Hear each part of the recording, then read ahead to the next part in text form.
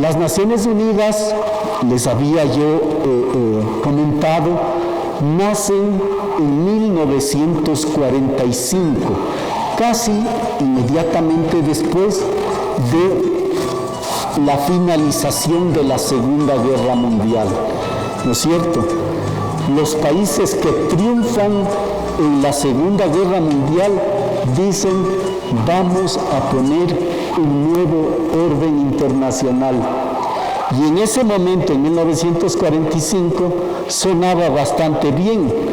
Ahora, ¿cuánto han pasado? Ya 45, 55, 76 años, ¿no es cierto? Han pasado 76 años. O sea, hace 76 años se acaba la guerra mundial y los países que ganan dicen: vamos a organizar el mundo. Pero han pasado ya 76 años y ese orden de 1945 a la fecha casi no se ha movido. Y los países que triunfaron son quienes dirigen la política global, son quienes dirigen e imponen prácticamente su voluntad en las Naciones Unidas. ¿Quiénes son? ¿Quiénes triunfaron en la Segunda Guerra Mundial? A ver, acuérdense. ¿Ah? ¿Quién da más? Primero, Estados Unidos. Estados Unidos. Segundo, Rusia. A veces nos hacen creer que Estados Unidos fue el gran triunfador. En realidad, quien puso más muertos, más sacrificio y más lucha fue la Unión Soviética, que fue invadida brutalmente por los nazis. Pero bueno, entonces, Rusia, Estados Unidos, otro triunfador.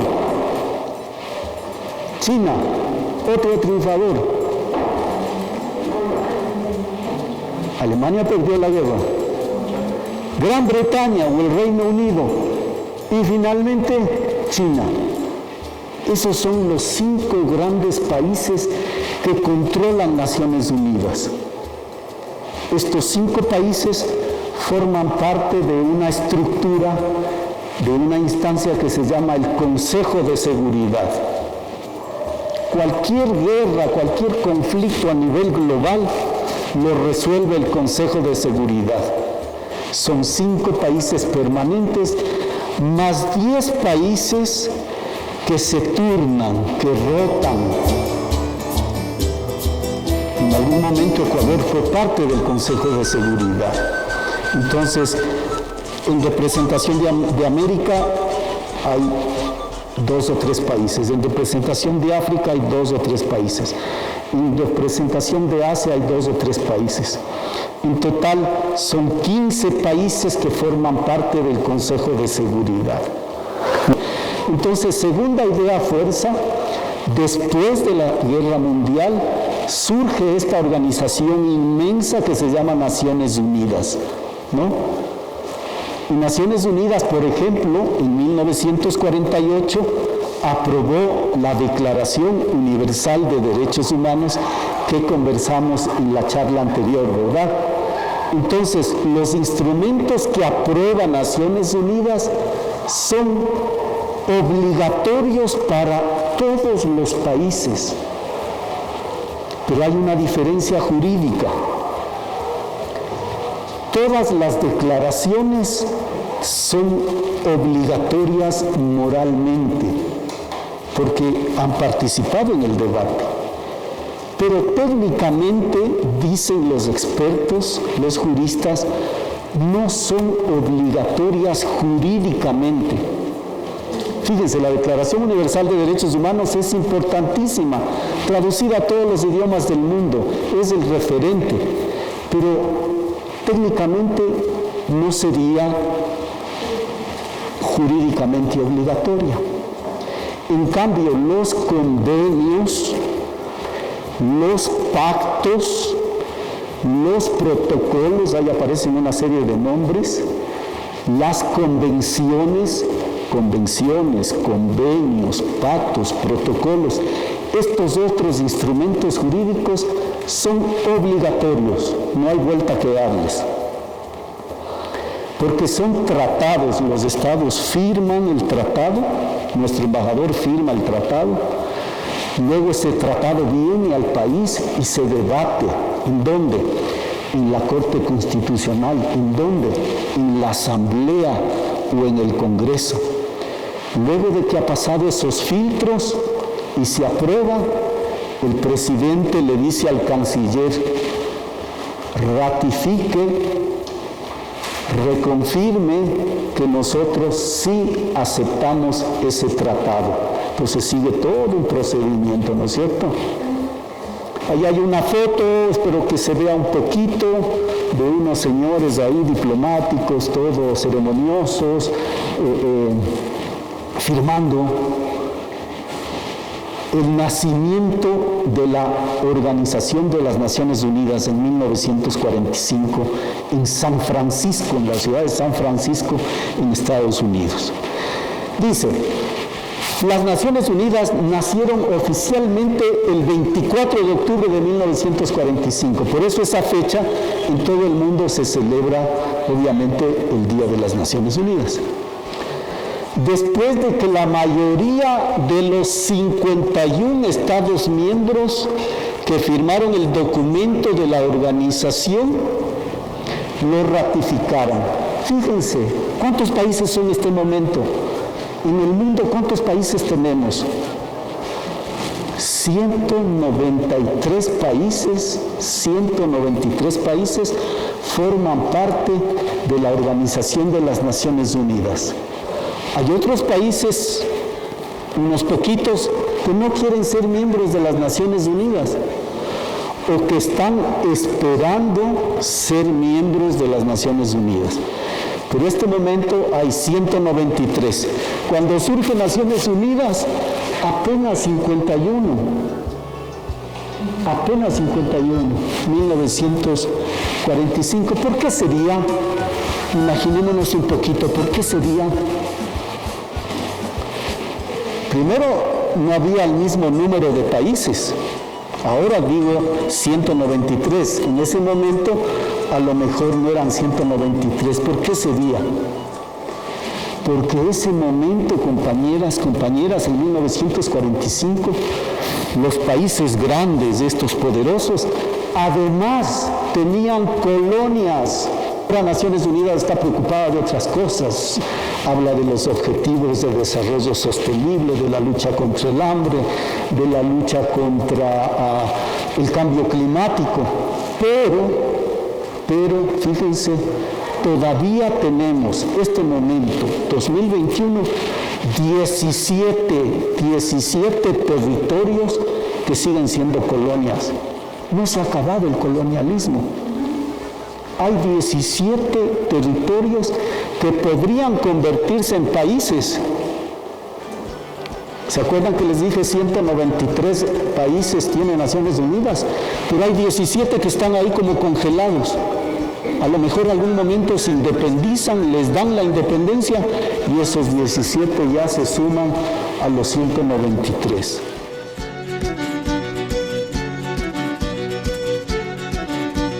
Asamblea General de Naciones Unidas, una sala ahí enorme, gigantesca, donde caben un delegado por cada país. Ahí están todos los embajadores, con un asistente tal vez, sí, atrás que le acompaña, pero es una sala inmensa. Ahí son los debates sobre la paz mundial, sobre la economía mundial, sobre el cambio climático, sobre las guerras de este momento en Yemen, la guerra en el Sáhara este momento, sobre las tensiones con Crimea, con Rusia. Todos los problemas mundiales se debaten ahí en la Asamblea. Pero acá también se hablan sobre derechos humanos. Aquí en la Asamblea se aprueban las declaraciones, los pactos, los convenios sobre derechos humanos.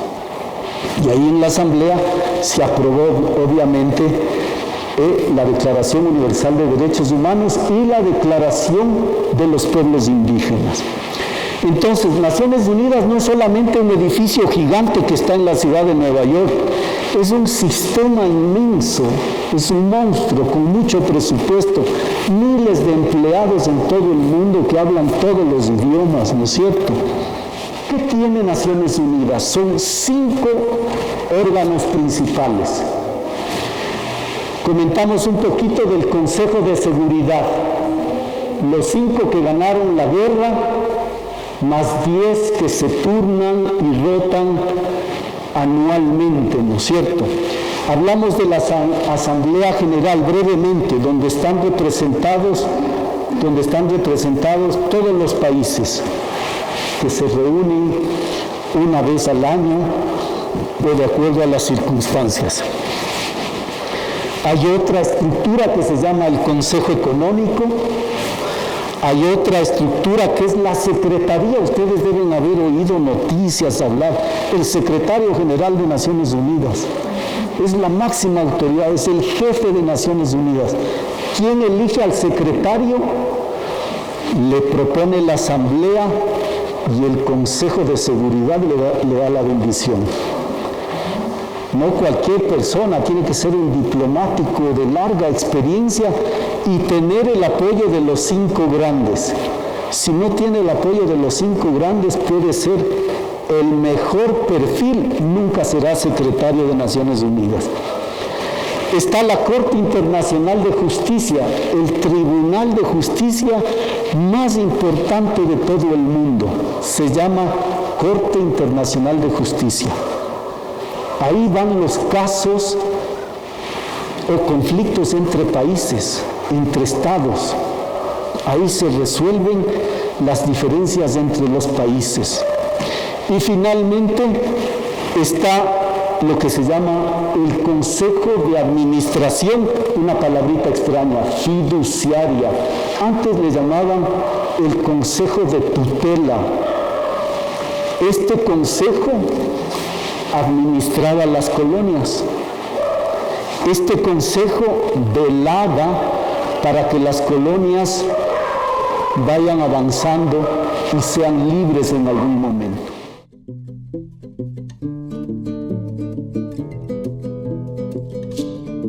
¿No? Miren, el secretario general es el más importante funcionario, el más alto, el que nombra directores, misiones, es el más alto funcionario. Este señor acá, que se llama Antonio Guterres. Antonio Guterres, él fue presidente de Portugal inclusive.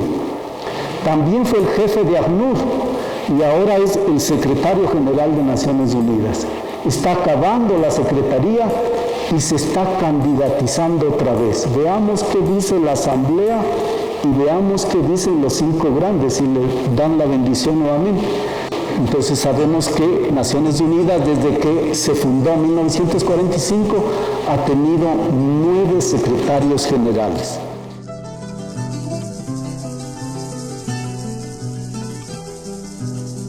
La Asamblea General aprueba los instrumentos internacionales.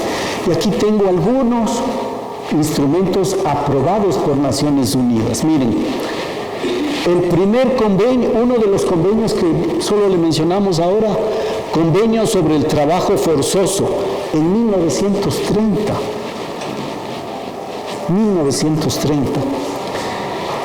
Declaración Universal de Derechos Humanos, ya sabemos que fue en 1948. ¿No es cierto? Convenio sobre poblaciones indígenas y tribales en 1957. A ese se le conoce como el Convenio 107, que fue el antecesor del 169. Cuando ustedes oyen hablar del Convenio 169 de pueblos indígenas, es que tuvo un pariente anterior. Y ese pariente fue aprobado en el 57, en 1957.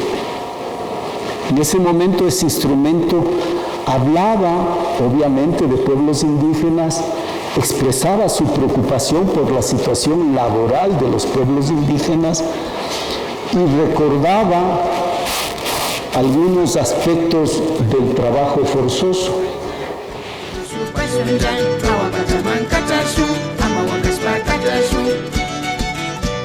La OIT fue creada en 1919. ¿Cuándo fue creada Naciones Unidas? 1945. Ojo, miren qué descubrimiento. La OIT fue creada en 1919, mucho antes que Naciones Unidas. Porque los trabajadores, porque los sindicatos, porque los empresarios, porque los gremios de empresarios y algunos países consideraban necesario tener una organización para conversar sobre la situación laboral en el mundo. Entonces, por eso es una de las primeras organizaciones que se llama la OIT, ¿no es cierto? Y fue, miren, impulsada por Samuel Jompers, dice, ¿no? Presidente de la Federación Estadounidense del Trabajo, un dirigente gremial. Y en ese momento tuvo el apoyo de Bélgica, de Cuba, de Checoslovaquia, Francia, Italia, Japón, Polonia, Reino Unido, Estados Unidos. Bueno, eso ya les pasaré la lámina. La OIT entonces surge como la organización especializada. Se suma a Naciones Unidas, si no me equivoco, en 1946, me parece. La OIT dice, queremos ser parte de Naciones Unidas, y se suma a Naciones Unidas en esa fecha. ¿Ya? Entonces, ahí es que empieza a darse el debate sobre los pueblos indígenas y tribales. Pueblos indígenas y tribales, qué cosa curiosa esto de tribales. ¿Qué quiere decir tribales?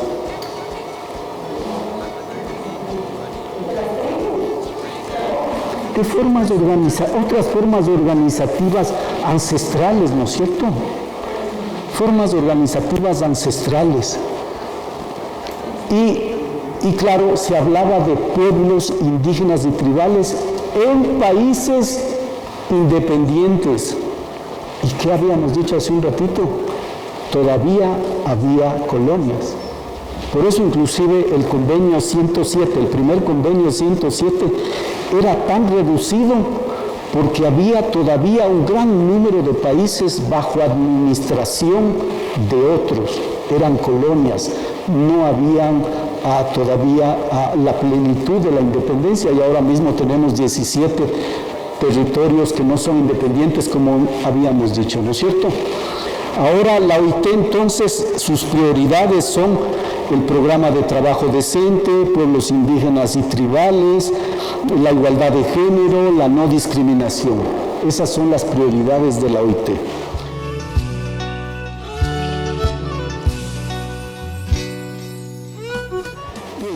En 1989 entonces la OIT, que forma parte de Naciones Unidas, aprueba este convenio sobre pueblos indígenas y tribales, llamado convenio número 169. Veamos qué dice. El convenio sobre pueblos indígenas y tribales es un tratado internacional, o sea, obligatorio, adoptado por la Conferencia Internacional del Trabajo.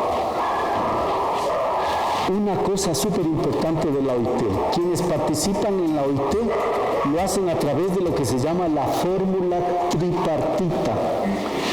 Van delegados del Estado, van delegados oficiales de los empresarios, de sus cámaras, de sus federaciones, y van delegados de los sindicatos. Los tres tienen voz. Los tres se sientan en igualdad de condiciones a discutir. Esa es una fórmula muy, muy especial que tiene solamente la OIT. El convenio se fundamenta en el respeto a las culturas y las formas de vida de los pueblos indígenas y reconoce sus derechos sobre las tierras. Derechos sobre las tierras.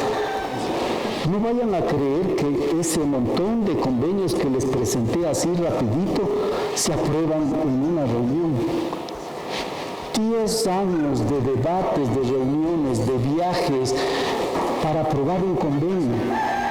La Declaración de los Pueblos Indígenas de Naciones Unidas, 20 años, compañeros, compañeras, 20 años en Naciones Unidas debatiendo, reuniones, comisiones, expertos, 20 años. Y movilizaciones en cada país. No crean que Naciones Unidas va a aprobar un instrumento, una norma, simplemente amparados en la buena voluntad de nuestros embajadores. Acuérdense que los convenios de la OIT Lo aprobaban 3 sectores. ¿Quiénes eran?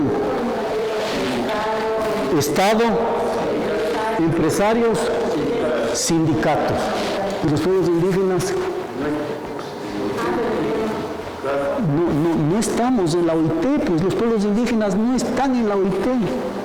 Por eso la alianza estratégica con los sindicatos. Claro que para la implementación del convenio 169, el Estado tiene que preguntar a los pueblos indígenas, eso es inevitable. Pero cuando hace los informes o las memorias, también tiene que preguntar a los pueblos indígenas. Pregunto, compañero, tarea para los compañeros dirigentes del pueblo Cayambe. ¿Cuántas veces el pueblo Cayambe ha sido consultado por el Ministerio del Trabajo cuando el Ecuador presenta el informe o la memoria del convenio 169?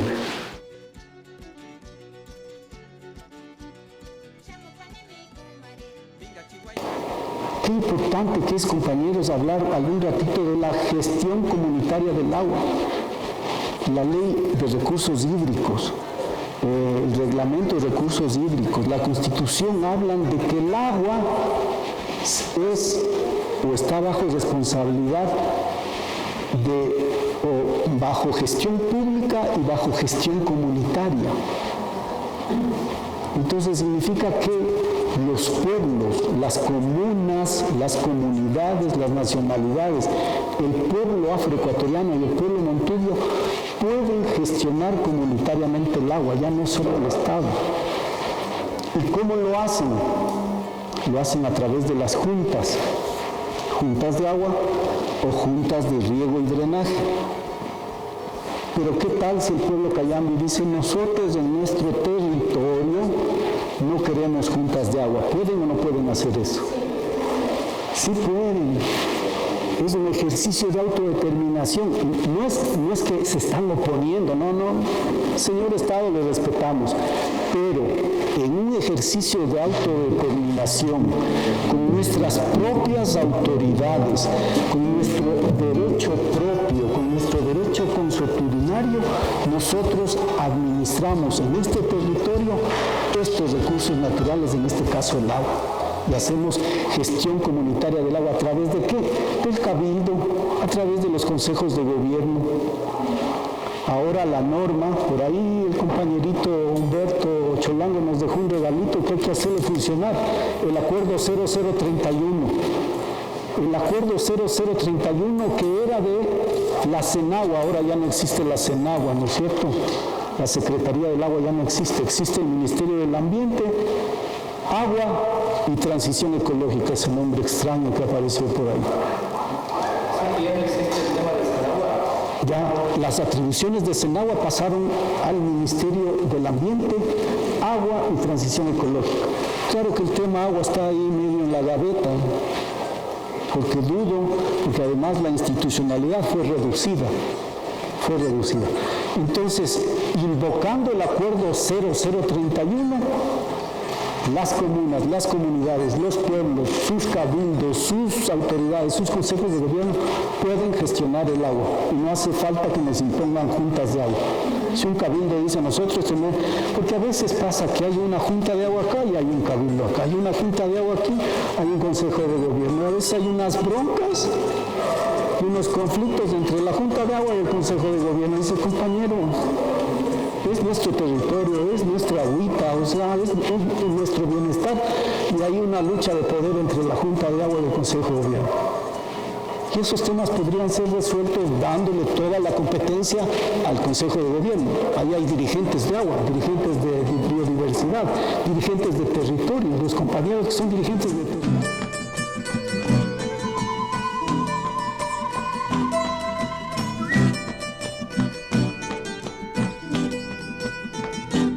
¿Y quiénes son los pueblos indígenas? Tiene características. Primero, el elemento subjetivo. Yo me siento indígena porque soy descendiente de padres y abuelos indígenas y me reconozco como parte de un pueblo originario. Yo. Y acá el elemento concreto. Idioma, territorio, tradiciones, costumbres. Esos dos elementos le permiten entonces calificar a un pueblo como de origen ancestral. Vamos a ver entonces, basado en dos criterios, ¿no es cierto?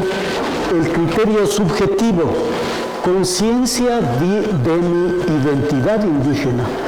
Es posible que haya muchas personas que no se consideren indígenas. Respetamos esa decisión, pero es importantísimo la conciencia de sentirse parte de un pueblo indígena. Una de las pistas, digamos, para considerar a una persona indígena puede ser su apellido. Y uno puede preguntarle a esa persona si se considera indígena, y es posible que esa persona le diga, no, yo no soy indígena. No obstante, su apellido es un apellido vinculado a pueblos y nacionalidades indígenas. Por eso es importante tener conciencia.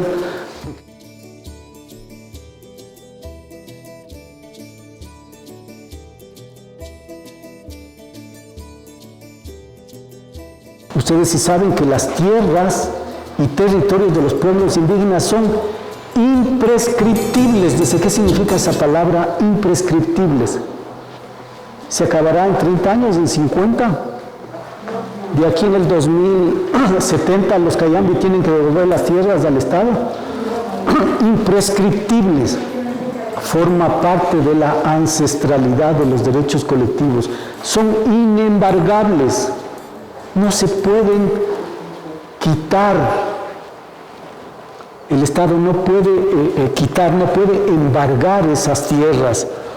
Son indivisibles y ahí sí tenemos un problema.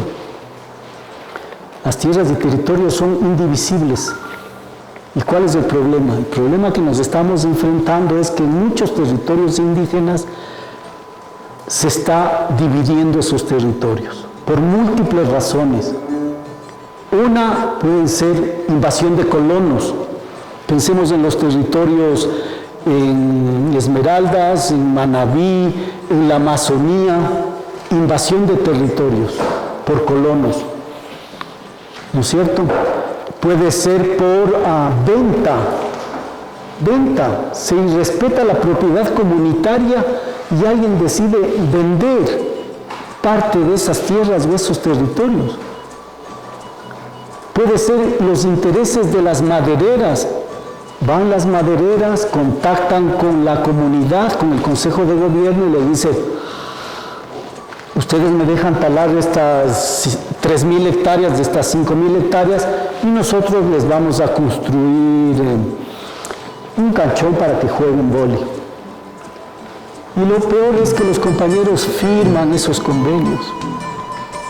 Firman y después les tienen ahí, les dejan ahí unos cuantos quintales de cemento, ripio, unas varillas de hierro y dicen, ya ahí está. Y procede la empresa a explotar 1.000, 2.000, 5.000 hectáreas de madera. Y eso está ocurriendo en varias nacionalidades. Los aguá tienen serios problemas con las empresas madereras que llevan años explotando. Entonces, el tema de la indivisibilidad es bastante complicada porque hay varios actores y alguno de los elementos también es que las comunidades, los pueblos, sus dirigentes tomen conciencia de que los territorios comunitarios no pueden fraccionarse, no pueden venderse. Tiene la obligación de otorgarles tierras similares o en iguales condiciones. También si hubiese la necesidad de una obra aparentemente de desarrollo, están construyendo una represa y el agua comienza a subir e inunda territorios que son considerados ancestrales o indígenas. El Estado tiene la obligación, primero, de parar la obra, pero dice, gastamos miles y miles y miles de millones de dólares, no vamos a parar la obra, seguimos. Tienen que entregar tierras en reposición, no está permitido el desplazamiento de ningún tipo. ¿Qué pueden hacer los pueblos indígenas que han sido desplazados? Tienen derecho a reclamar sus tierras, tienen derecho a pedir reparación. Y la reparación no es solamente indemnización, acuérdense.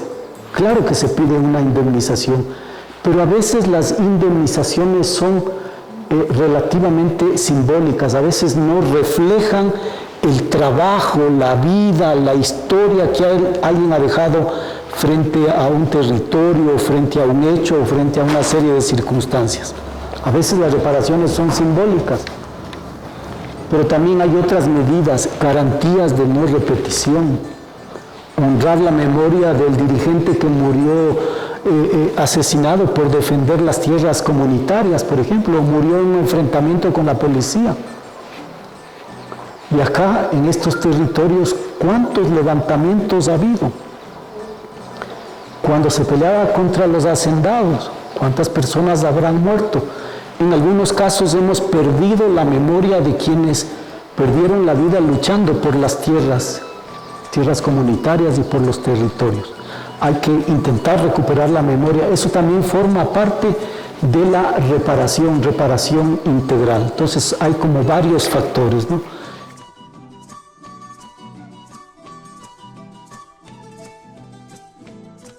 Este es un instrumento, es vinculante, es obligatorio, está sobre las leyes ordinarias, está sobre toda la reglamentación secundaria construida por el Estado. Es obligatoria, ¿no? Es mandatoria. Desafortunadamente, desde el punto de vista jurídico, la Declaración de Derechos de los Pueblos Indígenas quizás no tiene el mismo rango, pero no deja de ser un instrumento de obligatoriedad moral para el Estado, porque el Estado participó también en su debate, en su elaboración, en su aprobación. Amparado en el principio de buena fe, también es una norma que debe ser interpretada, que debe ser aplicada en nuestro territorio.